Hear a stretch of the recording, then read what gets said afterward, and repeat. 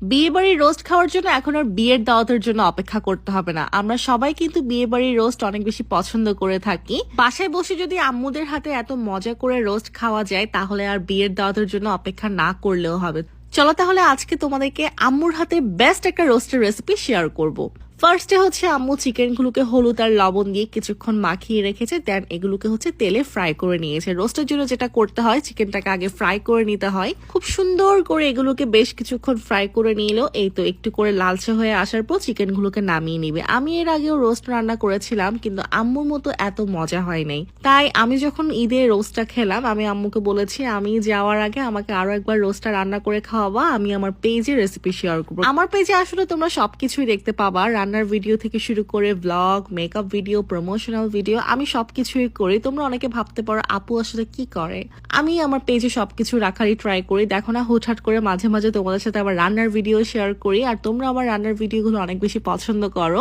এমন না যে আমি জাস্ট ব্লগ করি, প্রমোশনাল কাজও করি, ব্লগও করি, রান্নার ভিডিও শেয়ার করি, আবার মেকআপও করি। ওই যে বললাম সবকিছু রাখতেই পছন্দ করি। যাই হোক, মেন কথায় আসি। আম্মু এখানে কাঠবাদাম আর কিসমিস ব্লেন্ড করে নিয়েছে। কাঠবাদাম আর কিসমিসকে বেশ কিছুক্ষণ পানিতে ভিজিয়ে রাখে, দেন ওগুলোকে ব্লেন্ড করে। সেই সাথে কিন্তু পেঁয়াজ আর কাঁচামরিচ আলাদাভাবে ব্লেন্ড করে নিয়েছে, ওগুলোকে আবার একসাথে মিক্সড করে রেখেছে। তাই সবকিছু একসাথে তেলে দিয়ে দিয়েছে। মোট কথা এখানে আছে পেঁয়াজ, কাঁচামরিচ, কিসমিস, কাঠবাদাম ব্লেন্ড করা। দেন এগুলোকে ভালোভাবে তেলে দেওয়ার পর নাড়াচাড়া করার পর এখানে আদা রসুন বাটাও দিয়ে দিল, সেই সাথে হচ্ছে কারি পাউডার অ্যাড করলো। খুব ভালোভাবে নাড়াচাড়া করার পর অল্প করে এখানে পেঁয়াজ দিয়ে দিল। যেহেতু এখানে পেঁয়াজ অলরেডি ব্লেন্ড করে দিয়েছে, তাই আর বেশি করে পেঁয়াজ দিল না। আর এখন হচ্ছে রাঁধুনির যে রোস্টের মশলাটা আছে, এটা খুব খেয়াল রেখে পরিমাণ মতো দিতে হবে। যদি বেশি দেওয়া হয় তখন কিন্তু রোস্টটা খেতে ভালো লাগে না, দেখা যায় এটা একটু তিতা হয়ে আসে।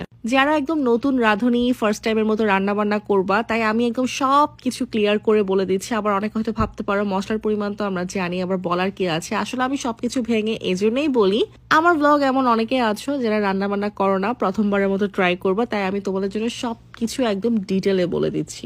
মশলাগুলোকে বেশ কিছুক্ষণ কষানোর পর আম্মু হচ্ছে এখানে চিকেন অ্যাড করে দিবে। খুব ভালোভাবে এটাকে মিক্সড করার পর আম্মু হচ্ছে এখন গরম পানি অ্যাড করে দিবে। পরিমাণ মতো গরম পানি দিতে হবে, ঠান্ডা পানি দিলে কিন্তু হবে না, গরম পানি অ্যাড করতে হবে এখানে। এখন এগুলোকে খুব ভালোভাবে নাড়াচাড়া করে আবার বেশ কিছুক্ষণ ঢেকে রেখে দিবে। তারপরে হচ্ছে আম্মু এখানে দুধ অ্যাড করবে, যেটা রোস্টে দিতেই হয়, আমরা সবাই জানি। আম্মু এখানে লিকুইড মিল্ক অ্যাড না করে আম্মু হচ্ছে পাউডার মিল্ক অ্যাড করেছে। আরেকটা কথা বলে রাখি, আম্মু কিন্তু দুধের সাথে অল্প করে চিনি দিয়েছে। এটা কিন্তু টেস্টটা অনেক ভালো আসে, একদম ডিফারেন্ট একটা টেস্ট আসে। তবে একটা কথা হচ্ছে, চিনি কিন্তু বেশি দেওয়া যাবে না। বেশি চিনি দিলে কিন্তু খেতে ভাল লাগবে না, টেস্টটা খুব বাজে হয়ে যাবে। পরিমাণ মতো দুধের সাথে একটু করে চিনি অ্যাড করে দেন